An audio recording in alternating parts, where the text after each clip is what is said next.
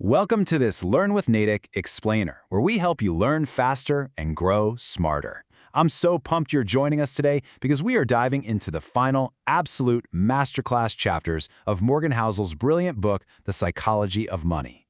We're going to be unpacking the deep, often hidden psychological forces that are quietly driving our financial decisions. Let's get into it.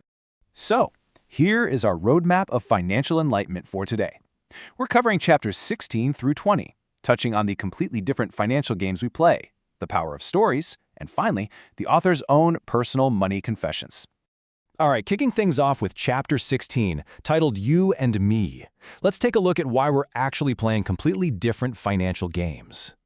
You know, we tend to walk around assuming everyone is participating in the exact same financial system. But think about it like a basketball game for a second. We call everyone on the court a basketball player, and that makes total sense, right? Because they are literally playing the exact same game, following the exact same rules, trying to put the ball in the exact same hoop. But here's the thing. It is a massive mistake to call everyone who puts money into the market an investor, as if they're all doing the same thing. They're really not. In reality, you've got day traders, long-term indexers, and massive institutional hedgers all sharing the same field. They're essentially running blindly toward each other, playing entirely different games with totally different time horizons. And when those paths blindly collide, well, someone usually gets hurt. The trap we fall into is copying what other people do with their money, completely oblivious to the fact that they're playing a game we aren't even participating in. Moving right along to Chapter 17, The Seduction of Pessimism, or Why Bad News Just Somehow Sounds Smarter. Here is a wild psychological quirk. Historically speaking, optimism is absolutely your best bet. Why? Because for most people, the world generally tends to get better over time. But pessimism? Man, pessimism is just intellectually captivating. We pay so much more attention to it. We look at optimists and think, oh, they're just completely oblivious to the risks. But we look at pessimists and view them as these deep, highly serious thinkers. It's fascinating because pessimism actually sounds like someone is genuinely trying to help you, while optimism, that just sounds like a naive sales pitch.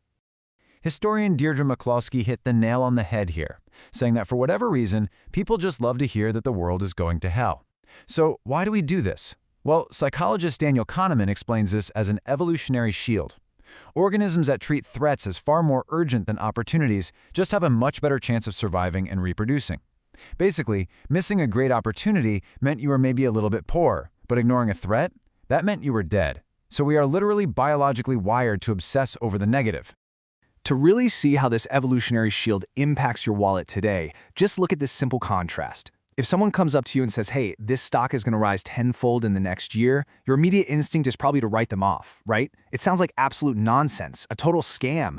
But if that exact same person tells you an accounting fraud is about to cause an imminent market collapse, oh, we literally clear our calendars to hang on to their every single word. And believe me, the media knows this. Go on TV and say we're headed for a depression, you're an instant guru. Say things will be fine, you're totally ignored. The sharp, immediate sting of pessimism almost always prevails over the slow, powerful pull of optimism. Which leads us perfectly into Chapter 18, when you'll believe anything, focusing on the unseen power of stories.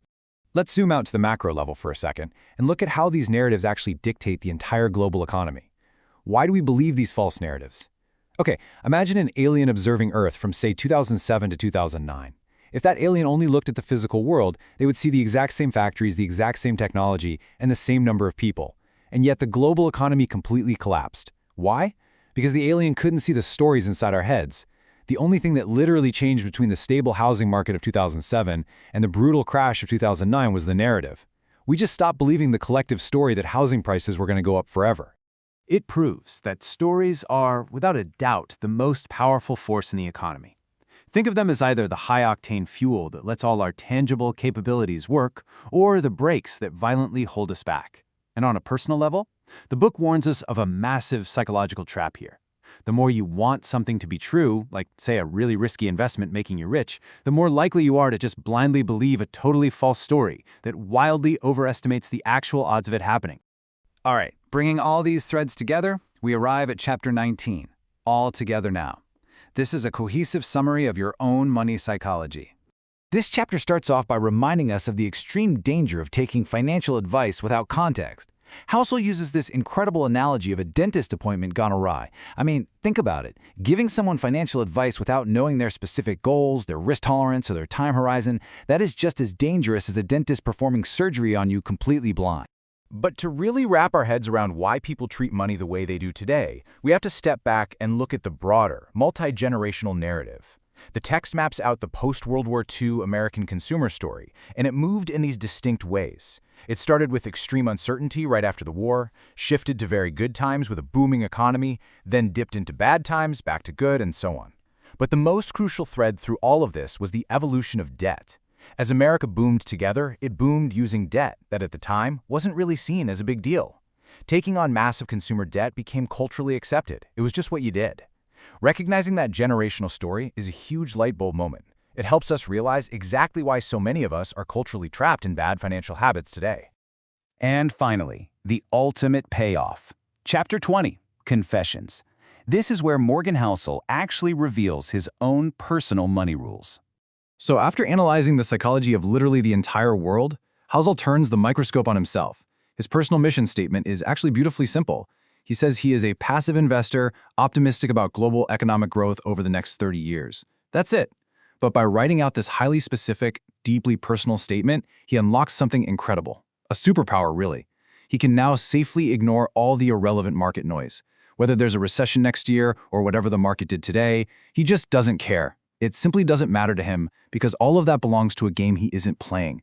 He has successfully defined his own game, his own timeline, and his very own story. So, as we wrap up this explainer, I've got one final, highly provocative question for you to chew on. Honestly, it might be the most important financial question you ever ask yourself. Knowing that we all have totally different time horizons, different psychologies, and different goals, what game are you actually playing? Take a few minutes today to figure that out. Write down your own personal mission statement and just watch how much clearer your financial decisions become. Thank you so much for hanging out with me on Learn with Natick. Remember to keep learning faster and growing smarter.